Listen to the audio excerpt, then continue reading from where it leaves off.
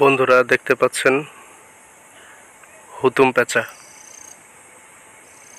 মাশাআল্লাহ, কত সুন্দর। আরেকটা ছিল, একটু আগে উড়ে চলে গেছে। এটা এখানে বসে আছে বাসার সামনে।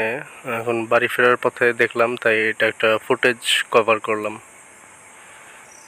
দেখেন, বেশি কাছে গেলে উড়ে চলে যাবে। আমি একটু ধরার বা দেখার একটু চেষ্টা করি, দেখি, কাছে যাই।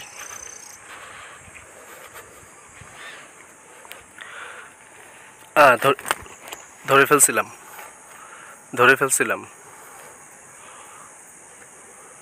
একটুর জন্য। ওই যে আরেকটা সাইনবোর্ডের উপরে বসে আছে, যেটা একটু আগে চলে গেছে ওটা হয়তো অসুস্থ। বন্ধুরা, আমি ওকে ধরে ফেলছি। বাচ্চাটা মনে হয় অসুস্থ, হুতুম পেঁচার বাচ্চা। আমি একটু আলোতে আপনাদেরকে দেখাই। এই যে দেখেন বাচ্চাটা, ও অসুস্থ, যার কারণে ও এইখানে বসেছিল। ওর সাথে যেই পেঁচাটা, ওইটা ওকে হেল্প করার ট্রাই করতেছিল, কিন্তু হয়তো বা পারছিল না, যার কারণে ওর আশপাশে ঘুরতেছিল।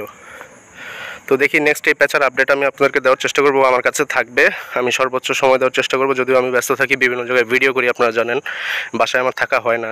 এই যে পেঁচাটা, কিন্তু দেখি আমি এই যে হাতে মাংস নিয়ে আসছি, একটু ট্রাই করে দেখি ও খাবার খায় কিনা।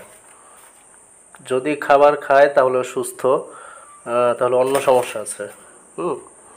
এই যে পেঁচাটা, ওর একটা চোখে একটু সমস্যা, যেটা আমি খেয়াল করছি। যে দেখেন, একটা হলুদ, আরেকটা কিন্তু এক সাইড একদম ঘোলাটে। আপনি দেখেন ভালোভাবে সবাই। আমি এই যে মাংস এখানে দিলাম, মুরগির মাংস সেদ্ধ। পাশে যে আমার বিড়াল, ও দেখতেছে। আমি এখানে মাংসটা রাখি, রেখে দেখি ও খায় কিনা। আচ্ছা, তো আবার ট্রাই করি, দেখি ও মাংসটা খায় কিনা।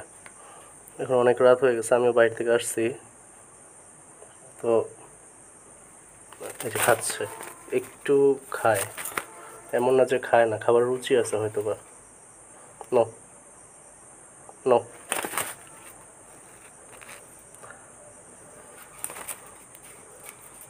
এই নো নো নো।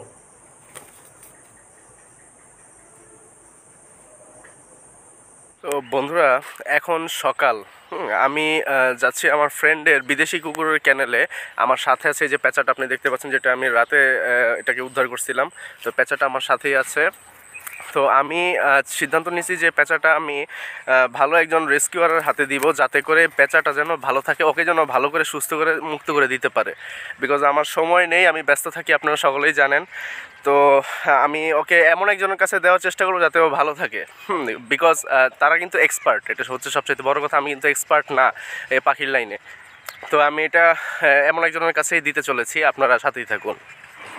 তো বন্ধুরা, আমি ওকে যে আমার ফ্রেন্ডের ক্যানেলে নিয়ে আসছি। এটা এখানে ওর কিছু বিদেশি কুকুর আর বিড়াল পালে, ওর এখানে আমি নিয়ে আসছি পেঁচাটাকে, যাতে করে এখান থেকে আমি যেন ওর একটা ভালো একটা ব্যবস্থা করতে পারি। তো আমি এখন যে ডগোসের যে রাফিদ ভাইকে আমি ফোন দিয়েছিলাম। ভাইয়ের সাথে কথা হয়নি, কিন্তু ভাইয়ের লোক, তিনি তার লোক পাঠিয়ে দিবেন, তার সাথে কথা হয়েছে। তার কাছে এই পাখিটা আমি হ্যান্ড ওভার করবো, যাতে করে ও ভালো থাকে। ওকে যেন সুস্থ করে যেন ছেড়ে দিতে পারে, এই জন্য ওকে আমার দেয়া মূলত। তো আমি ওকে এখানে যে মাছ দিয়েছি, আসলে আমি সঠিকভাবে দেখাতে পারতেছি না। এখানে মাছ দিয়েছিলাম, ও মাছ অল্প একটু খাইছে, বেশি খায় না। ওর মুখে রুচি নাই, ওর অবস্থাও ভালো না, যার কারণে ওকে মূলত হ্যান্ড ওভার করে দিব এক্সপার্ট কারো কাছে, যাতে করে ও ভালো থাকে। কারণ ওর মুখে রুচিও নাই, আর এক চোখে একটু সমস্যা, এটা ছানি পড়ছে, হয়তো এটা ভালো একটা ট্রিটমেন্টের প্রয়োজন ওর। ভাই, আপনার নাম কি? ফাহিম খান। আচ্ছা, তো ভাই ডোগোসেস থেকে এসেছেন আপনি?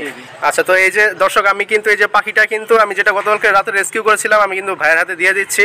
রাফিদ ভাইয়ের সাথে দেখা হয় নাই, কিন্তু ইচ্ছা ছিল রাফিদ ভাইয়ের সাথে দেখা হবে, আসবে উনি। তো এটা ভাইয়ের কাছে, এটা তো তার কাছেই যাবে না? জি জি, না না না, এটা আমার কাছে থাকবে। আপনার কাছে চিল নিয়ে থাকে, আর প্যাচে যত এলাকা পাওয়া যায় সব আমাকে দিয়ে দেয়। আচ্ছা, সব প্যাচা আপনার কাছে থাকে। আচ্ছা, আপনার লোকেশন কোথায়? আমার মিরপুর একই। মিরপুর এক। জি জি, আচ্ছা, প্যাচাগুলো যদি সুস্থ হয়ে যায় তখন গাবতলি, তারপরে আপনার বোটানিক্যাল গার্ডেন, তারপরে বুদ্ধিজীবী, এইসব এরিয়া ছেড়ে দেওয়া হয়। আচ্ছা আর এটার আপডেট পাওয়া যাবে সিম্বা অ্যানিমালস, এটা হচ্ছে ডোমেস্টিকের একটা আলাদা পেজ ছোট, যেটা পেছনে এসেছে।